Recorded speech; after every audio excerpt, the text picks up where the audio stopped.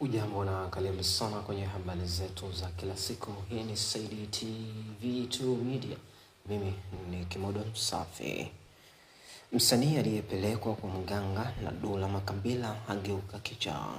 Hii ni Saidi TV. Katika tukio lililozua gumzo kubwa mitandaoni, msanii anayejulikana kwa jina la Refa Muza anadaiwa kugeuka kichaa baada ya kile kinachotajwa kuwa kupelekwa kwa mganga na mtu anayetambulika kama Dula Makabila.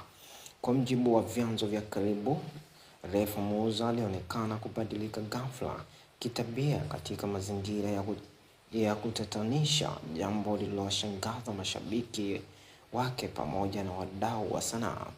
Tukio hilo limeibua hisia kali na mijadala mizito juu ya imani za kishirikina ndani ya tasnia ya burudani.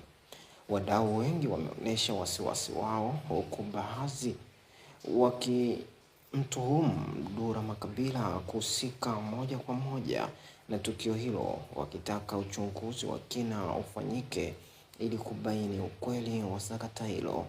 Upande wa familia ya msanii bado hujatoa tamko rasmi, lakini taarifa zinaeleza kuwa hali ya Refa Muza imezua taharuki kubwa kwa watu wake wa karibu.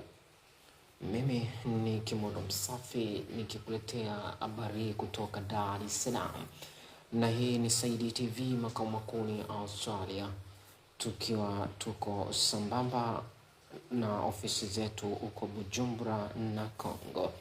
Usisahau kusubscribe, kulike na kucomment. Uwe na wakati mwema.